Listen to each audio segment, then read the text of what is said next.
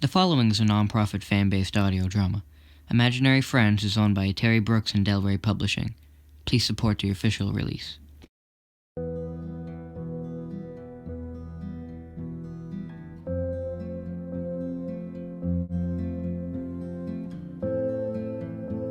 Jack McCall was 10 days shy of his 13th birthday when he decided that he was dying. He had been having headaches for about 6 months without telling anyone, the headaches being accompanied by a partial loss of vision that lasted anywhere from 10 to 20 minutes.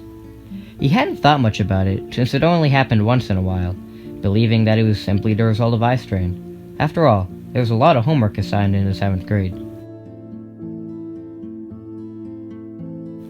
But 10 days before his birthday, he had an attack as he was about to go out the door to school. And since he couldn't very well ride his bike in that condition, or stand around pretending that nothing was wrong, he was forced to admit the problem to his mother.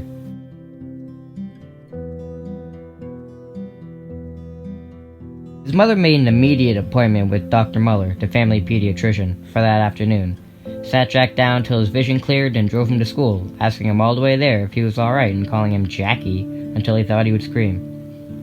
She returned promptly when school let out to take him to his appointment. Dr. Muller was uncharacteristically cheerful as he checked Jack over, even going so far as to ruffle his hair and remark on how quickly he was growing. This was the same Dr. Muller who normally didn't have 2 words for him. Jack began to worry.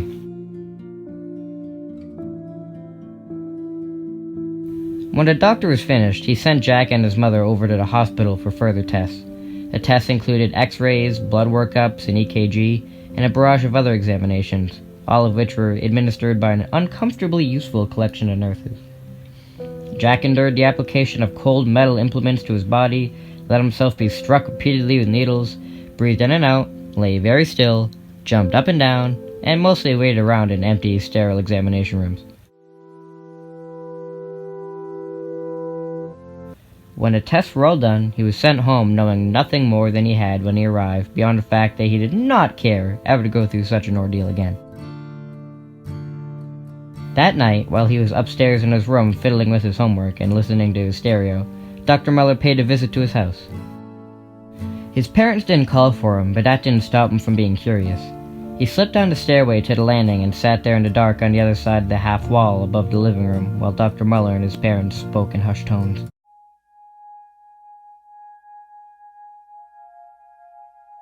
Dr. Muller did most of the talking. He said that the preliminary test results were back. He talked about the body and its cells and a bunch of other stuff, throwing in multisyllabic medical terms that Jack couldn't begin to understand. Then he used the words blood disorder, and leukemia, and cancer. Jack understood that part. He might only be in 7th grade, but he wasn't stupid. He stayed on the stairway until he heard his mother start to cry, then crept back up to his room without waiting to hear any more.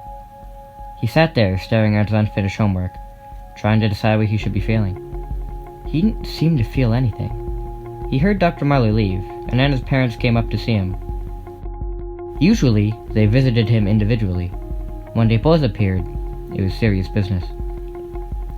They knocked on the door, came inside when invited, and stood there, looking decidedly uncomfortable. Then his father told him that he was sick, but have to take it easy for a while. His mother started crying and calling him Jackie, and hugging him, and all of a sudden, he was scared out of his socks. He didn't sleep much that night, letting the weight of what he had discovered sink in, trying to comprehend what his dying meant, trying to decide if he believed it was possible. Mostly, he thought about Uncle Frank. Uncle Frank had been his favorite uncle. A big man with strong hands and red hair who taught him how to throw a baseball. Uncle Frank used to take him to ball games on Sunday afternoons. Then he got sick. It happened all at once. He went to the hospital and never came out. Jack's parents took him to see Uncle Frank a couple times. There was not much left of Uncle Frank by then. His strong hands were so frail he could barely lift them. All his hair had fallen out. He looked like an old man. Then he died.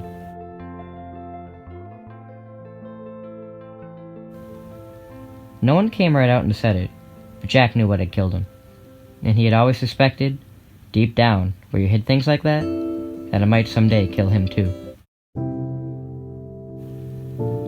The next morning, Jack dressed, wolfed down his breakfast as quickly as he could, and got out of there.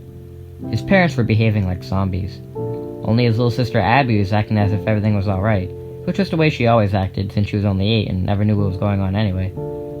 It was Friday, always a slow-moving day at Roosevelt Junior High, but never more so than on this occasion.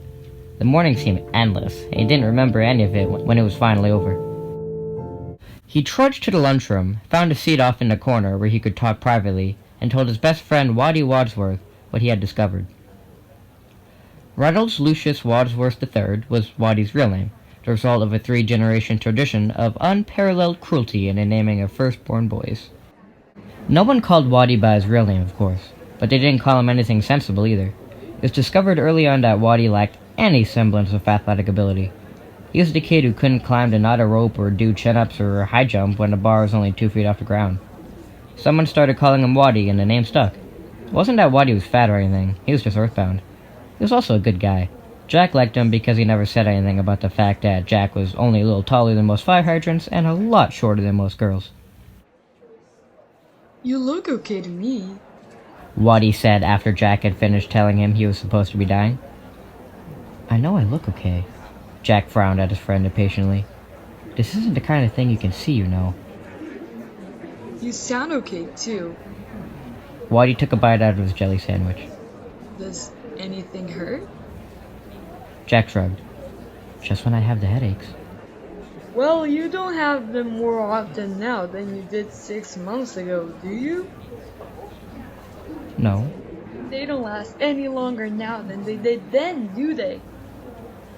No. Waddy shoved the rest of his sandwich into his mouth and chewed thoughtfully. Well, then who's to say you're really dying? This could just be one of those conditions that just goes on indefinitely.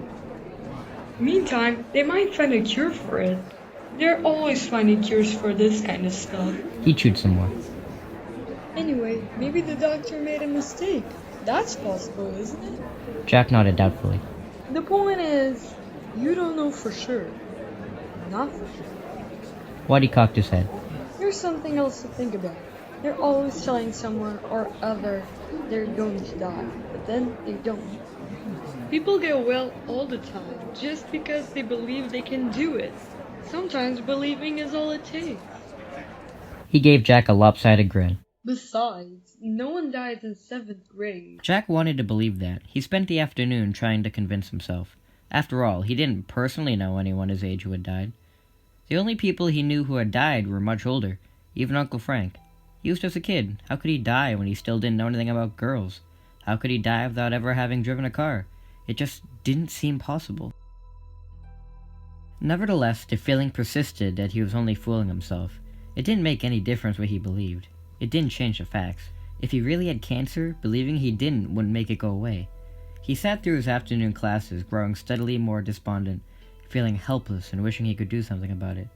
It wasn't until he was biking home that he suddenly found himself thinking about Pick.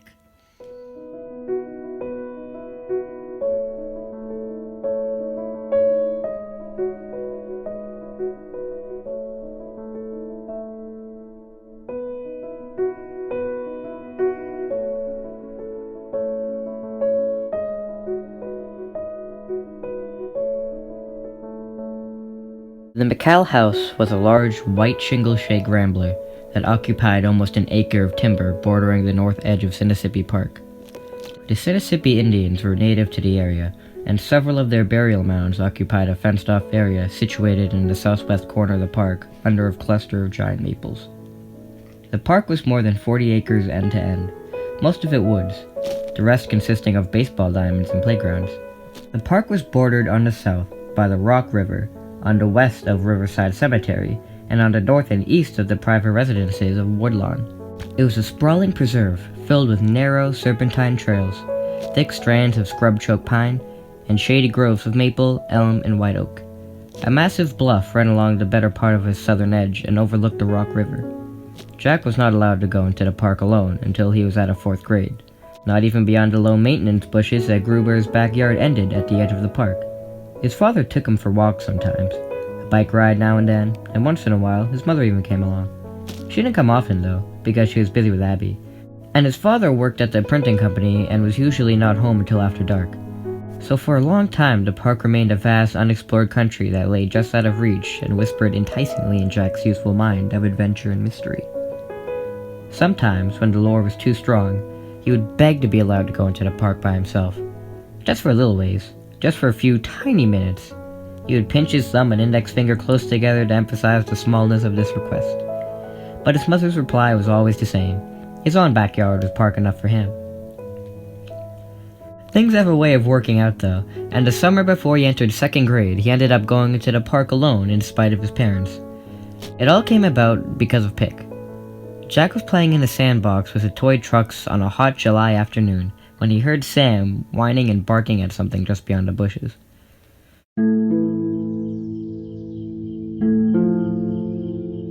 Sam was the family dog, a sort of mongrel terrier with a barrel body. He was carrying on as if he had unearthed a mountain lion, and finally Jack lifted himself out of the maze of crisscrossing paths he was constructing and wandered down to the end of the yard to see what was happening. When he got there, he found that he still couldn't see anything because Sam was behind a pine tree on the other side of the bushes. Jack called, but the dog wouldn't come. After standing there for a few minutes, Jack glanced restlessly over his shoulder at the windows of his house. There was no sign of his mother. Biting his lower lip with stubborn determination, he stepped cautiously onto forbidden ground. He was concentrating too hard on what lay behind him. As he passed through the bushes, he stumbled and struck his head sharply on a heavy limb. The blow stung, but Jack climbed back to his feet almost immediately and went on. Sam was jumping around at the base of the pine, darting in and out playfully. There was a gathering of brambles growing there, and a bit of cloth cut in them. When Jack got closer, he saw that the bit of cloth was actually a doll. When he got closer still, he saw that the doll was moving. "Don't just stand there," the doll yelled at him in a very tiny but angry voice. "Call him off." Jack caught hold of Sam's collar. Sam struggled, twisting about in Jack's grip, trying to get back to this newfound discovery. Finally, Jack gave the dog a sharp slap on its hind and sent it off scurrying away through the bushes. Then he crouched down beneath the pine, staring at the talking doll. It was a little man with a reddish beard, green shirt and pants, black boots and belt, and a cap made out of fresh pine needles woven together. Jack giggled. Why are you so little? "Why am I so little?" the other echoed. He was struggling mightily to free himself. "Why are you so big? Don't you know anything?" Are you "Of course real? I'm real. I'm an elf."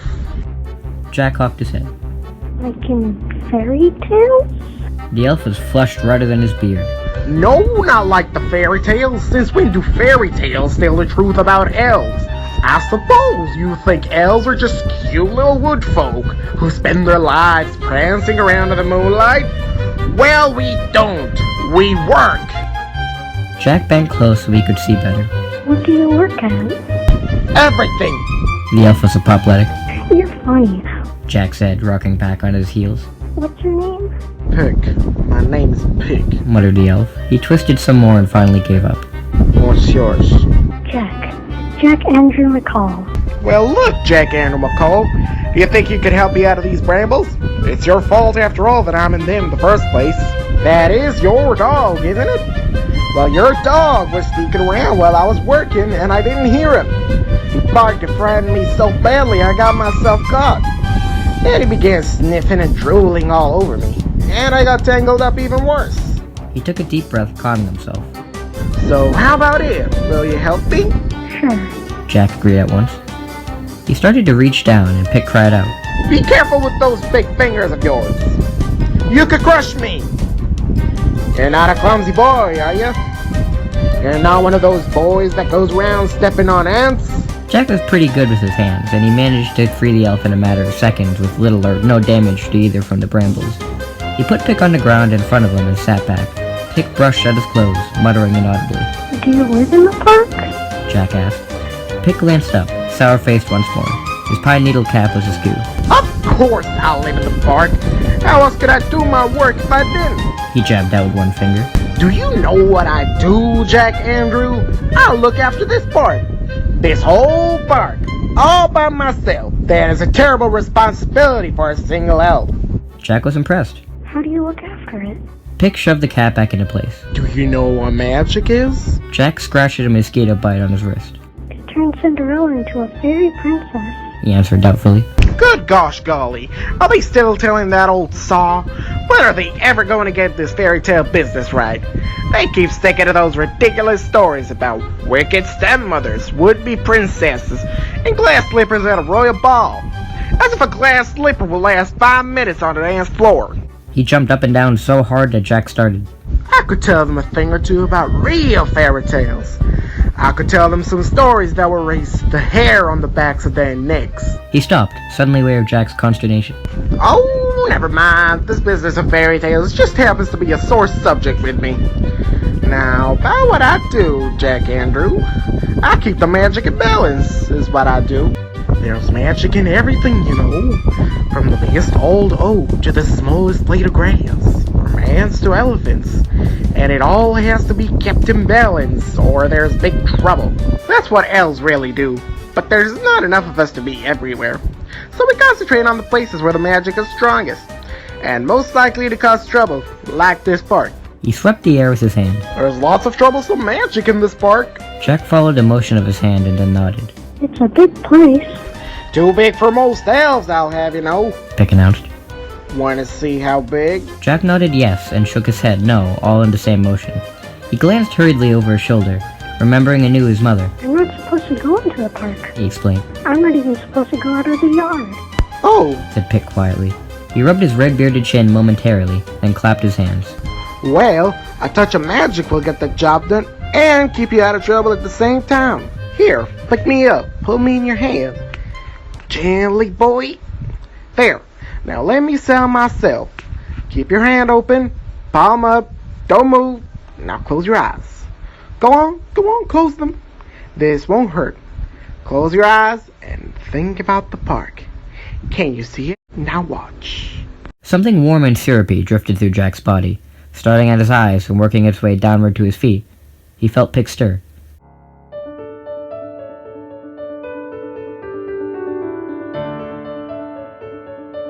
And suddenly, Jack was flying, soaring high above the trees and telephone poles, across the broad, green expanse of Mississippi Park. He sat astride an owl, a great brown and white feathered bird with wings that seemed to stretch on forever. Pick sat behind him, and amazingly, they were the same size. Jack blinked in disbelief, then yelled in delight. The owl swooped lazily earthward, banking this way and that to catch the wind, but the motion did not disturb Jack. Instead, he felt as if nothing could dislodge him from his perch. This is how I get from place to place. He heard Pick say, the tiny voice unruffled by the wind. Daniel takes me. He's a barn owl, a good one. We met some time back. If I had to walk the park, it would take me weeks to get from one end to the other. And I'd never get anything done. I like this. Jack cried out joyously, laughed, and Pick laughed with him. They rode the wind on Daniel's back for what seemed like hours, passing from Riverside Cemetery along the bluff face east to the houses of Woodlawn and back again. Jack saw everything with eyes that were wide with wonder and delight. There were gray and brown squirrels, birds of all kinds and colors, tiny mice and voles, possums, and even a badger.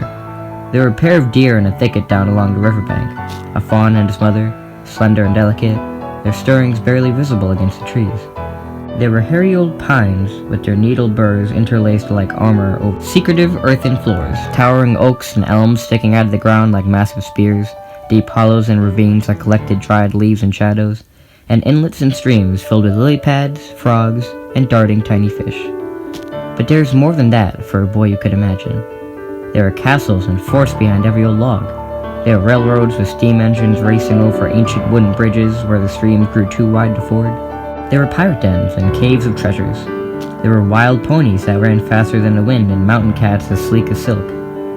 Everywhere, there was a new story, a different tale, a dream of an adventure longing to be embraced. And there were things of magic. Down there, Jack Andrew. Do you see it? Pick called as they swung left across the stone bridge that spanned a split in the bluff where it dropped sharply downward to the rock. Look closely, boy. Jack looked, seeing the crab-like shadow that clung to the underside of the bridge, flattened almost out of sight against the stone. That's Wartag the Troll. Pick announced. Every bridge seems to have at least one troll in these parts, but Wartag is more troublesome than most.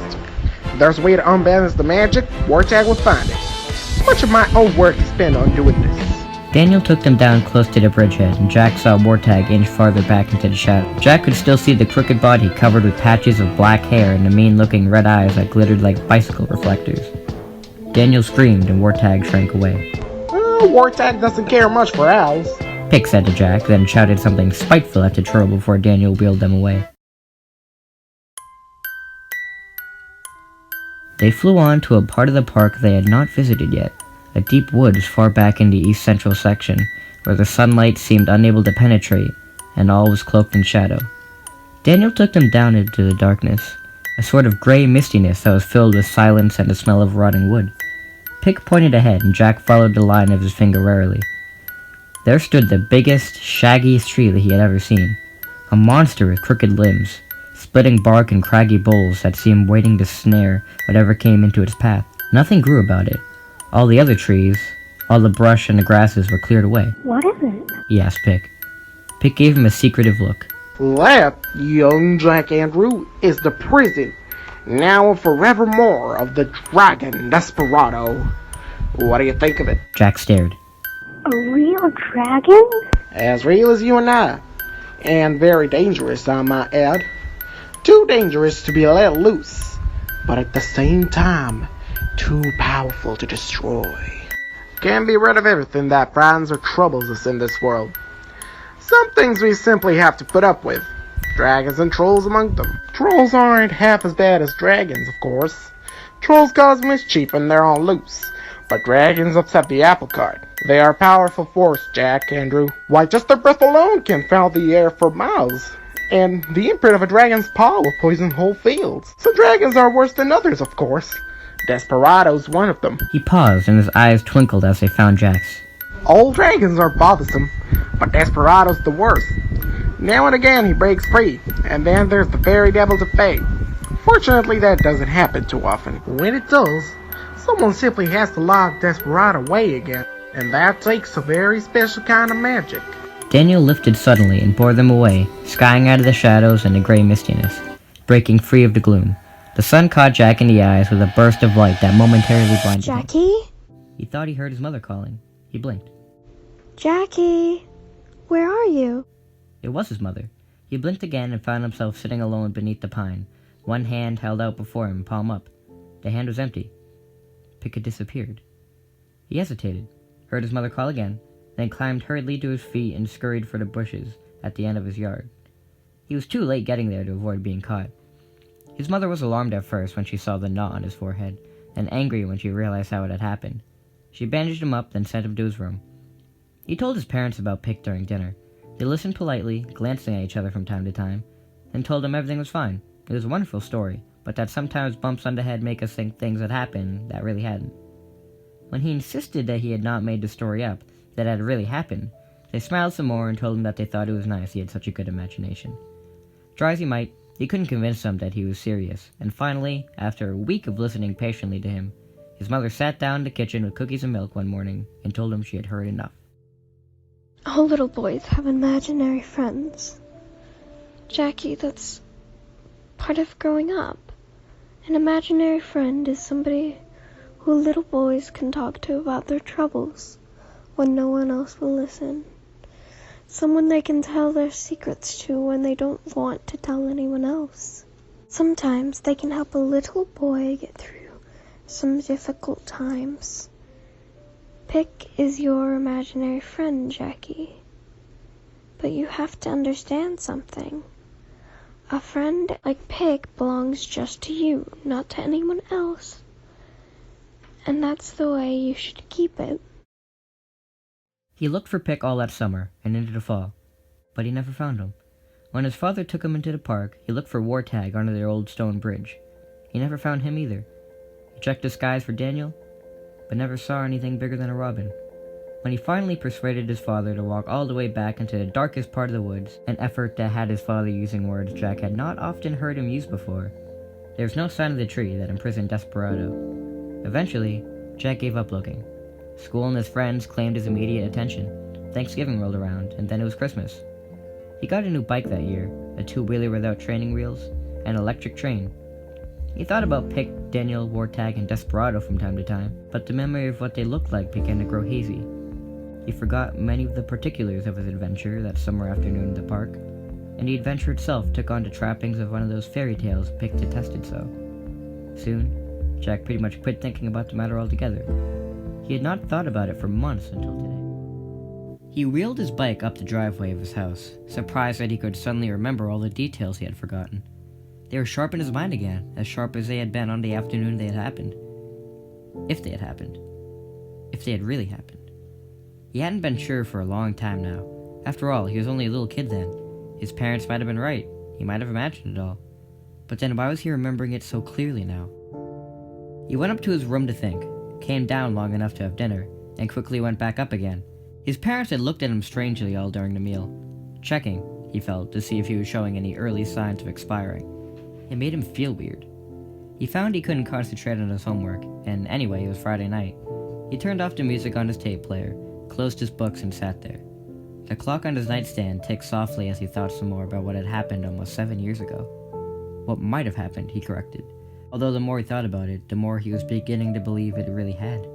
His common sense told him that he was crazy, but when you're dying, you don't have much time for common sense. Finally, he got up, went downstairs to the basement rec room, picked up the phone, and called Waddy.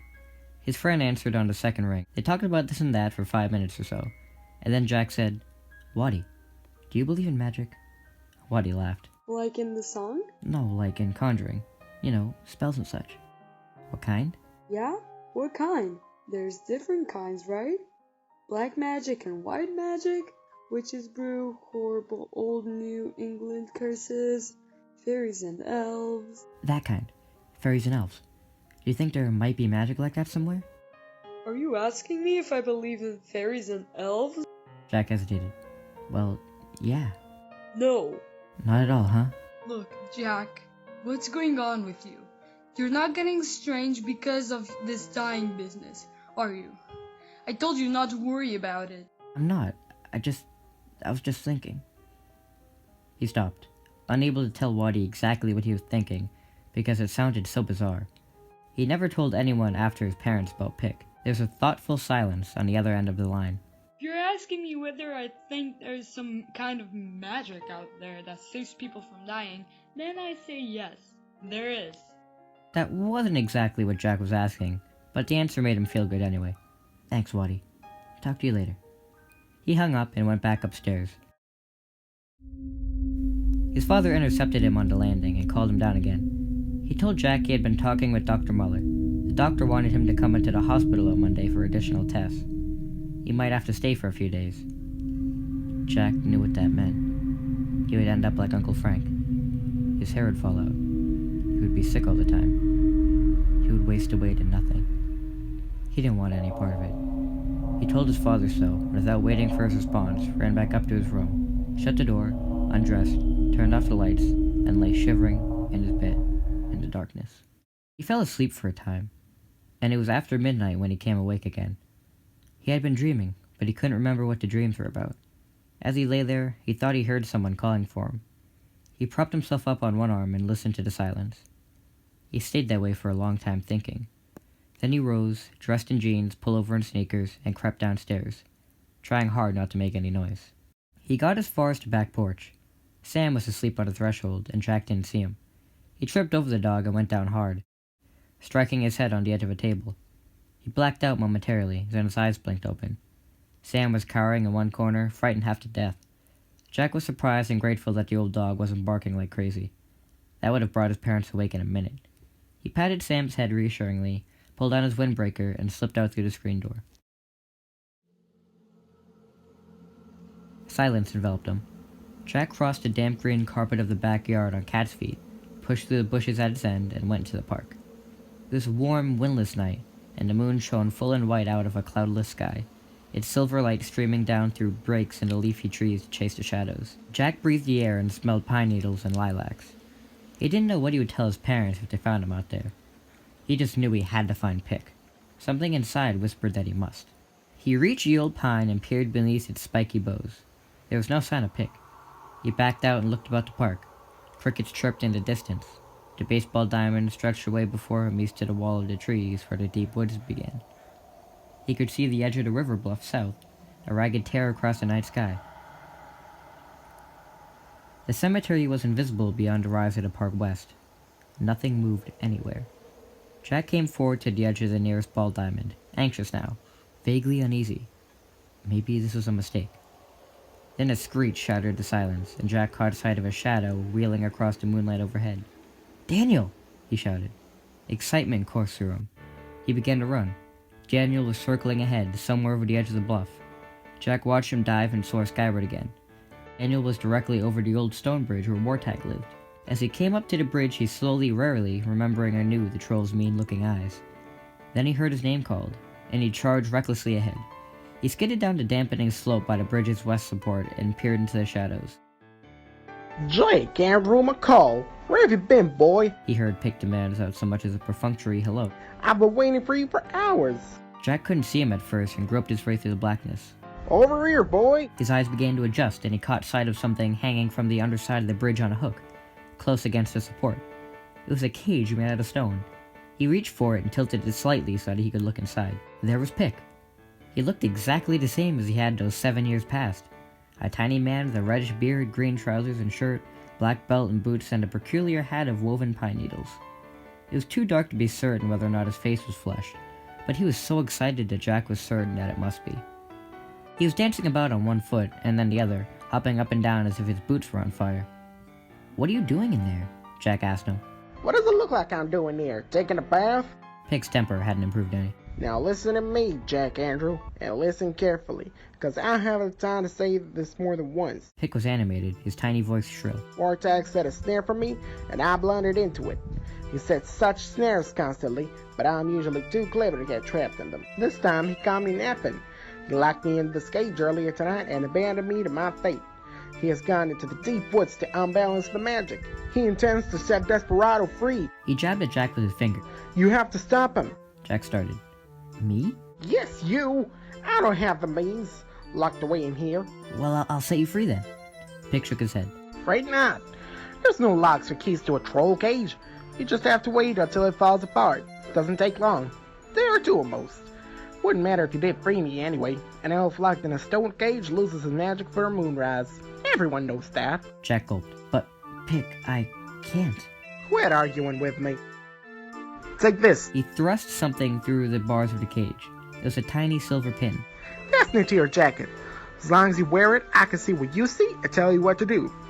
It'll be the same as if I were with you. Now hurry. Get after that confounded troll. But what about you?" Jack asked anxiously. Don't bother yourself about me. I'll be fine. "But..." Confound it, Jack. Get going. Jack did as he was told, spurred on by the urgency he heard in the other's voice. He forgot momentarily what had brought him to the park in the first place. Hurriedly, he struck the silver pin through the collar of his jacket and wheeled away. He scrambled out of the ravine beneath the bridge, darted through the fringe of trees screening the ball diamonds, and sprinted across the outfields toward the dark wall of the woods east. He looked skyward once or twice for Daniel, but the owl had disappeared. Jack could feel his heart pounding in his chest and hear the rasp of his breathing. Pick was chattering from somewhere inside his left ear, urging him on, warning that he must hurry. When he tried to ask something of the elf, Pick cut him off with an admonition to concentrate on the task at hand. He reached the woods at the east end of the park and disappeared into the trees. Moonlight fragmented into shards of light that scattered through the heavy canopy of limbs. Jack charged up and down hills, skittered through leaf-strewn gullies, and watched the timber begin to thicken steadily about him. Finally, he tripped over a tree root and dropped wearily to his knees, gasping for breath. When he lifted his head again, he was aware of two things. First, the woods about him had gone completely silent. Second, there's a strange greenish light that swirled like mist in the darkness ahead. We are too late, Jack Andrew. He heard Pick say softly. That bubble-headed troll has done his work. Desperado's free. Jack scrambled up quickly. "What do I do now, Pick?" Pick's voice was calm. Do, Jack? Well, you must do what you must. Lock the dragon away again. Jack was aghast. "What am I supposed to do? I don't know anything about dragons." Stuff and nonsense. It's never too late to learn. And there's not much to learn in any case. Let's have a look, boy. Go on, now. Jack moved ahead, his feet operating independently of his brain, which was screaming at him to get the heck out of there. The misted green light began to close about him, enveloping him, filling the whole of the woods about him with a pungent smell like burning rubber. There was a deadness to the night air, and a whisper of something old and evil that echoed from far back in the woods. Jack swallowed hard against his fear. Then he pushed through a mass of brush into a clearing ringed with pine and stopped. There was something moving aimlessly in the ground a dozen yards ahead. Something small and black and hairy. Something that steamed like breath exhaled on a winter's morning. oh dear. What is it? Jack demanded anxiously. Pick clucked his tongue. It would appear Wartag has learned the hard way what happens when you fool around with dragons. That's Wartag? More or less. Keep moving, Jack. Don't worry about the troll. But Jack's brain had finally regained control of his feet. Pick, I don't want anything more to do with this. I can't fight a dragon. I only came because I found out that... You were dying. Jack stared. Yes, but... How did I know? Pick finished. Tut and push, boy. What do you think you're here? Now listen up. Time to face a rather unpleasant truth. You have to fight the dragon whether you want to or not. He knows that you're here now, and he'll come for you when you try to run. He needs to be locked away, Jack. You can do it. Believe me, you can. Jack's heart was pounding. How? Oh, it's simple enough. You just push him from side, back him into this cage, and that's that. Now let's see there. To your left, a shield. And there, a sword. Jack moved over a few steps and reached down. It was a battered old metal garbage can lid. Jack moved to his right and reached down again. It was a heavy stick that some hiker had discarded. Jack stared at the garbage can lid and the stick in turn, and then shook his head hopelessly. This is ridiculous. I'm supposed to fight a dragon with these? These are what's inside you. Pick replied softly. But I can't... Yes, you can, Jack. But... You have to. You must. Pick's words were harsh and clipped, as a tiny voice insisted. Don't you understand? Have you been listening to me? This fight isn't simply to save me or this park. This fight is to save you. Jack was confused. Why was this a fight to save him? It didn't make any sense. But something deep inside him whispered that the elf was telling him the truth. He swallowed his fear, choked down his self-doubt, hefted his makeshift sword and shield, and started forward. He went quickly, afraid that if he slowed, he would give it up altogether. He knew somehow that he couldn't do that. He eased his way warily ahead through the trees, searching in the greenish mist. Maybe the dragon wasn't as scary as he imagined. Maybe it wasn't like the dragons in the fairy tales. After all, would Pick send him into battle against something like that? Something he wouldn't have a chance against? There was movement ahead. Pick? He whispered anxiously. A shadow heaved upward suddenly out of the mist, huge and baleful, blocking out the light. Jack whirled and stumbled back. There was Desperado. The dragon rose against the night like a wall, weaving and swaying, a thing of scales and armor plates, a creature of limbs and claws, a being that was born of Jack's foulest nightmare. It had shape, and no shape, formed of bits and pieces of fears and doubts that were drawn from a dozen memories best forgotten. It filled the pathway ahead with its bulk, and massive after crooked, shaggy tree from which it had been freed. Jack lurched to an unsteady halt, gasping. Eyes as hard as polished stone pinned him where he stood. He could feel the heat of the dragon against his skin, and at the same time an intense cold in the pit of his stomach. He was sweating and shivering all at once, and his breath threatened to seize up within his chest. He was no longer thinking, he was only reacting. Desperado's hiss sounded in the pit of his stomach. It told him he carried no shield, no sword. It told him he had no one to help him. It told him that he was going to die. Fear spread quickly throughout Jack, filling him with its vile taste, leaving him momentarily helpless. He heard Pig's voice shriek wildly within his ear. Quick, Jack Andrew, quick! Push the dragon away! But Jack was already running. He bolted through the mist and trees as if catapulted, fleeing from Desperado. He was unable to help himself. He could no longer hear Pig. He could no longer reason. All he could think to do was to run as fast and as far from what confronted him as he could manage. He was only 13. He was only a boy. He didn't want to die. He broke free of the dark woods and tore across the ball diamonds toward the bridge, where Pick was caged. The sky was all funny, filled with swirling clouds and glints of greenish light. Everything was a mass of shadows and mist. He screamed for Pick to help him, but as he neared the bridge, its stone span seemed to yawn open like some giant's mouth. He turned and ran toward the Indian burial mounds. The dragon rose up before him, blocking his way, where the ghosts of the Sinisippi danced throughout the shadows to a drumbeat only they could hear. But again the dragon was waiting. It was waiting as well at the cemetery, slithering through the even rows of tombstones and markers like a snake.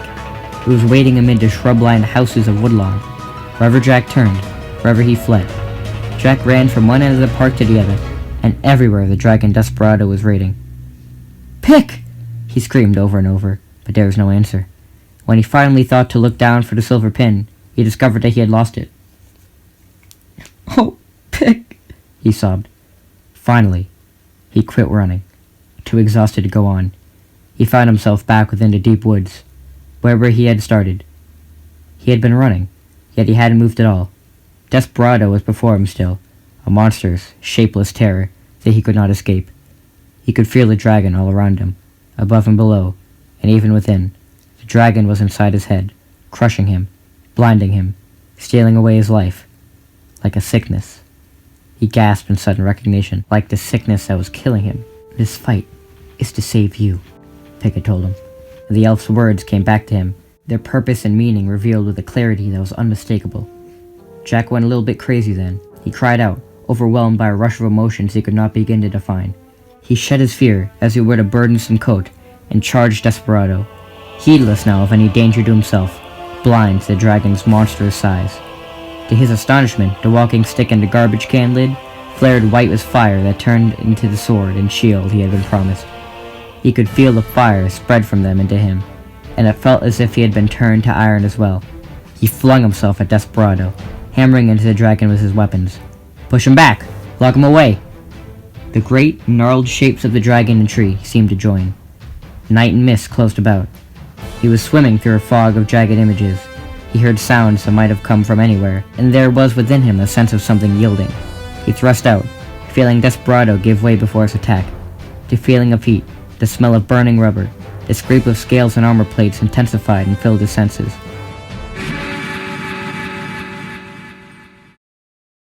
Then Desperado simply disappeared. The sword and shield turned back into the walking stick and garbage can lid. The greenish mist dissipated into night, and Jack found himself clinging to the shaggy, bent trunk of the massive old tree that was the dragon's prison. He stumbled back, dumbstruck. "Pick!"